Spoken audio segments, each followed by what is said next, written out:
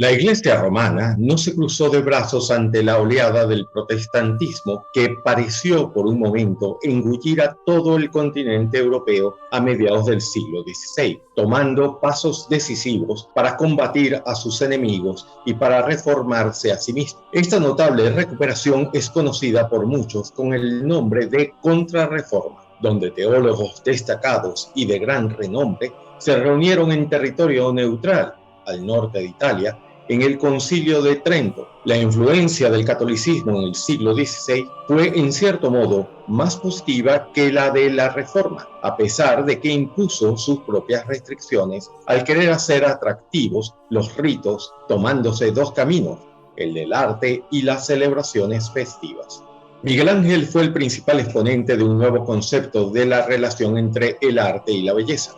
Así como hasta entonces se había defendido que el objetivo del arte era imitar la naturaleza, siendo la belleza su resultado, Miguel Ángel planteó lo contrario, que el único objetivo del arte es la belleza y la imitación de la naturaleza solo es un medio para llegar a él. Pero el semillero de esta reforma fue España, cuya herencia social y política la hacía apta para este papel, y donde además del misticismo platónico, se desarrolla un misticismo orientado hacia el universo, hacia el cosmos, que encuentra la unión con el Creador a través de la pura contemplación de las criaturas. Es la vida en retiro, el secretum, el hortus conclusus, lejos de los ruidos y la agitación del mundo, la transposición espiritual, la mística espiritual de la paz del convento, un nexo trascendente, cosmológico y apaciguador por su armonía, que une al Creador con el mundo creado. Es la gradación de las claridades, el esplendor, toda una metafísica de los cuerpos luminosos, el mundo y el espejo, las transparencias y los simulacros indican, con una filosofía del esplendor, la presencia manifiesta del pensamiento platónico.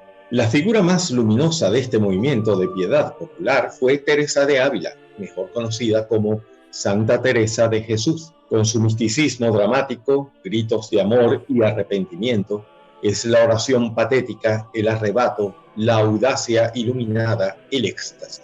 Su heredero espiritual fue San Juan de la Cruz, que rebosa de misticismo oriental y de simbolismo judaico. Para él, la imagen es una idea. Toda imagen que es válida para el amor humano es también válida para el amor divino. Para expresar algo humanamente, debe emplearse de manera justa el lenguaje sensible. Esta influencia del sentimiento religioso se mezcla con otras influencias extranjeras, pero como los españoles consideran más bien ficticio el arte italianista, lo alteran introduciendo impresiones personales, nacionales y religiosas, evitando las columnatas y los fondos convencionales. La influencia flamenca es más directa por la profundidad de su sentimiento en las picarescas y siniestras diabluras de Jerónimo Bosco, con sus exageraciones y la estereotipia de sus Cristos muertos y sus vírgenes dolientes. Los íconos patéticos y bárbaros del Bosco forjan todo un arte expresionista que se opone al estilo italiano. En su lucha contra la herejía, el catolicismo echó mano de sus artistas, quienes tenían predilección por los fondos oscuros, el cielo gris o por Toledo y la campiña toledana. Todos paisajes místicos españoles que expresan una atmósfera atormentada y caótica. Cuando los protestantes dijeron que la veneración de María era idolatría, los pintores católicos respondieron con cuadros honrándola. Al rechazo de la doctrina de la Trinidad, los artistas, como el Greco, hicieron trabajos estupendos con el Padre, el Hijo y el Espíritu Santo en forma de paloma, con sus cuerpos alargados para transformarlos en seres celestiales. Igualmente, preocupada por la excesiva complejidad a la que se había llegado en la polifonía, la Iglesia Católica marcó también, en el Concilio de Trento, las directrices que debían seguir la música, dándoles una unidad de estilo, vigilar la claridad del texto y la dignidad de la expresión, ya que el papel de la música en la iglesia no es satisfacer el oído, sino ayudar a los fieles a elevar el alma a Dios.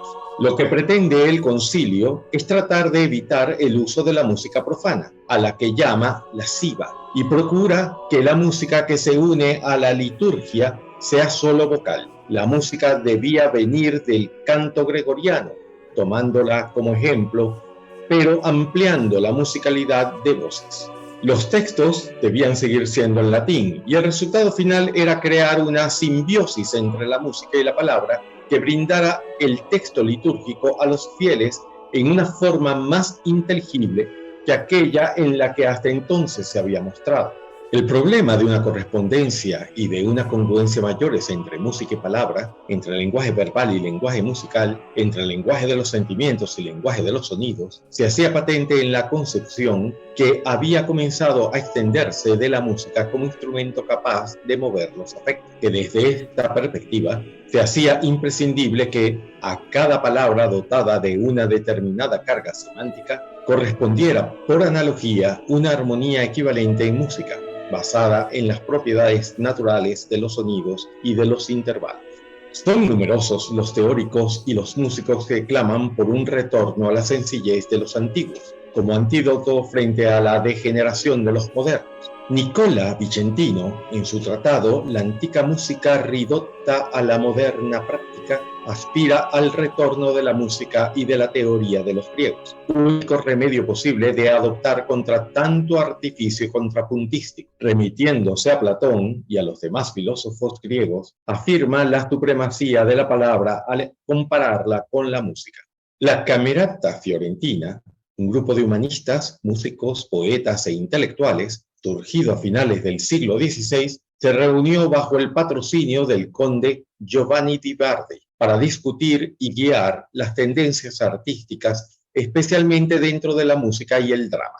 Sus reuniones tenían la reputación de incluir a casi todos los hombres más famosos de Florencia como invitados frecuentes. Entre los miembros conocidos, además de Bardi, se encontraban el compositor, cantante e instrumentista del clave, el laúd, el arpa y la cítara, Giulio Caccini, el noble y compositor aficionado Piero Strozzi, y el músico, laudista, compositor y teórico musical y padre del famoso astrónomo Galileo Galilei, Vincenzo Galilei, verdadero animador de este salón literario musical del Renacimiento florentino tardío. Con su famoso diálogo de la música antica y de la moderna, trazó los principios fundamentales por los que se regía el nuevo estilo musical. Galilei afirma que la música estaba siendo corrompida y para retornar a las formas y estilos de la antigua Grecia, el arte musical debía mejorarse y por lo tanto la sociedad debía mejorar.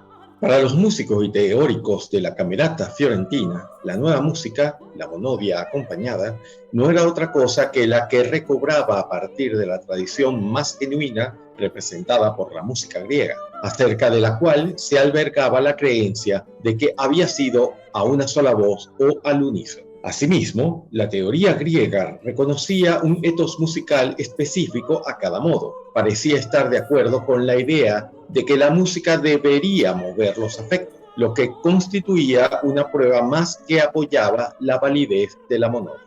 Esta nueva concepción de la música aportaba una nueva forma de concebir el arte de los sonidos y las relaciones de estos con las palabras y con el ánimo del oyente, determinada de modo eficaz por la sencillez y la claridad de la nueva armonía tonal. Pensaron que la monodia no es más verdadera que la polifonía, no solo porque los griegos la hubieran adoptado en su día, sino porque es más natural, es decir, conforme con la naturaleza del hombre, donde cada modo musical tiene su etos, imita o expresa ciertos sentimientos.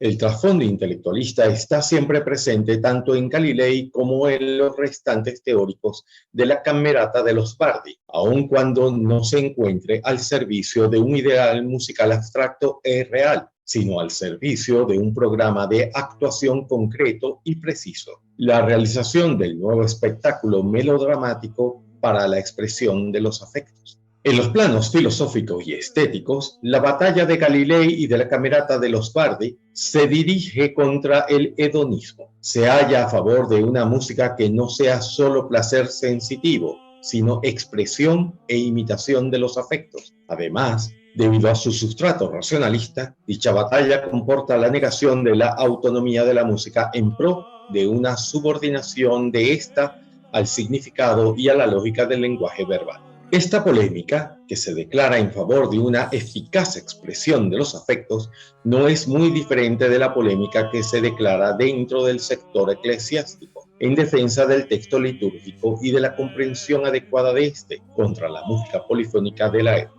De aquella época, España, el imperio donde nunca se ocultaba el sol, fue el país que se benefició más de las aventuras de ultramar. Tal actitud se reflejó en el teatro y la novela y produjo una edad de oro de las artes que influiría grandemente en el resto de Europa.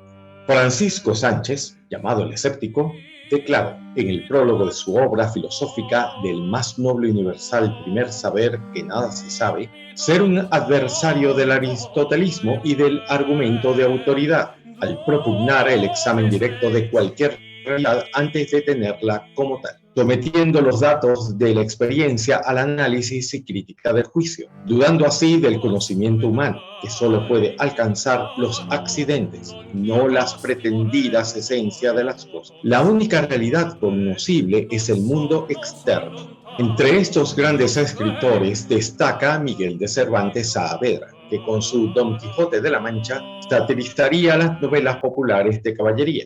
La elegancia, estabilidad y armonía clásicas expresadas en el arte del siglo XV no pudieron sobrevivir, como tampoco el refinadísimo arte del manierismo adaptarse al nuevo clima religioso.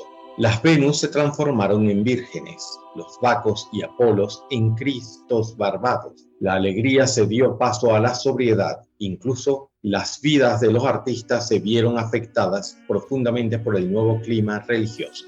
El mundo de la música sufrió una profunda metamorfosis en el transcurso de este siglo, que afectó tanto el modo de concebir la música, a las funciones que asumía y a la relación que establecía con el público, como al modo de producirla. Moralismo y racionalismo representaron dos elementos claves sobre los que se arraigaría conceptualmente el futuro melodrama, la cantata sacra y el oratorio, así como las exigencias de reforma que caracterizó entonces a la Iglesia Católica Trentina. La reforma había cambiado la faz de Europa. Al separar a los reyes y a sus súbditos de Roma, contribuyeron al nacimiento de las modernas naciones-estados, que al censurar el desenfreno del Renacimiento, volvió a dar a la religión virtud y moralidad. A pesar de que pedía conformidad, la reforma no pudo negar el hecho de que sus orígenes se fundaban en el individualismo de los reformadores, que brillaría como un faro para las generaciones futuras. Lutero y Calvino habían comprometido al pueblo en disputas que en otras épocas habían sido del dominio exclusivo de los eruditos y sacerdotes, abriendo el camino a la democracia, porque una vez que el hombre empezó a expresar sus opiniones sobre la fe religiosa, comenzó a hacerse oír en el gobierno. Lutero, con su clero formado por todos los creyentes, y Calvino, con su doctrina de los elegidos, contribuyeron, sin proponérselo, a una emancipación del hombre de tal magnitud como jamás lo soñó ninguno de los dos.